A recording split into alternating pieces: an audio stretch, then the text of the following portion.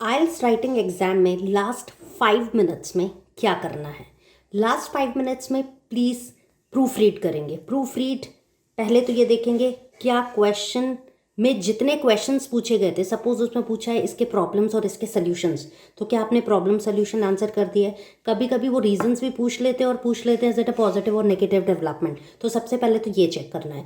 दूसरी important tip जो आपको चेक करनी है वो ये देखना है कि आपने सिंपल कंपाउंड कॉम्प्लेक्स स्ट्रक्चर्स का कॉम्बिनेशन यूज़ किया है कि नहीं। फॉर एग्जाम्पल एंड है, बिकॉज है, इफ़ है, ड्यू टू दिस है, ओइंग टू दिस है, सो दैट है, सो है, ऑल्दो है। इनमें से कुछ वर्ड्स वैसे तो सारे यूज़ करो तो बेटर है, लेकिन अगर आपको लगता एंड, एक बार एंड ज़रूर यूज़ होना चाहिए, तो ये कॉम्बिनेशंस आपने यूज़ किए हैं। 10 एक बार 10 या देयरफॉर का यूज़। कुछ वर्ड्स जैसे कि सर्टनली, डेफिनेटली, ये वर्ड्स भी आप यूज़ कीजिए। इट इज़ ऑफन सीन, ये देखिए। हाँ, इसके बाद नेक्स्ट स्टेप जो बहुत इंपॉर्टेंट है वो ये है कि आपने कंक्लूजन में अपना व्यू प्रॉपरली दिया है कि नहीं। बहुत बार क्या होता है, लेट मी टेल यू, पहले इंट्रो में बच्चे अग्री कर देते हैं और नर्वसनेस में लास्ट में लिख देते हैं आई डिसएग्री।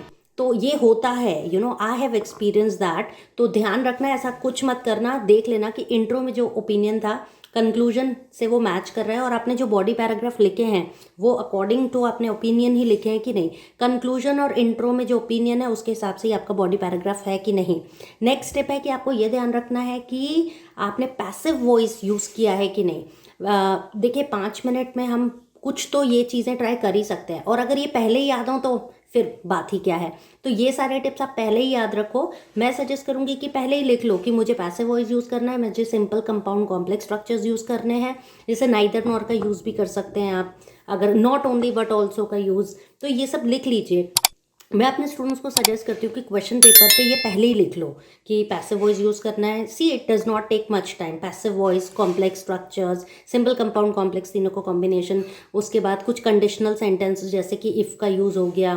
तो ये चीज़ें बहुत ज़रूरी, और सबसे इंपॉर्टेंट है क्वेश्चन ध्यान से पढ़ा है कि नहीं, क्योंकि अगर क्वेश्चन ध्यान से नहीं पढ़ा तो बाद में मेहनत करने का कोई फ़ायदा ही नहीं है। और एक लास्ट, क्योंकि conclusion is very very very very very important, तो आप ये देखिए कि कंक्लूजन में जो ओपिनियन है वो क्लैरिटी के साथ भी होना चाहिए। आपने क्लैरिटी के साथ अपनी बात रखी है कि नहीं।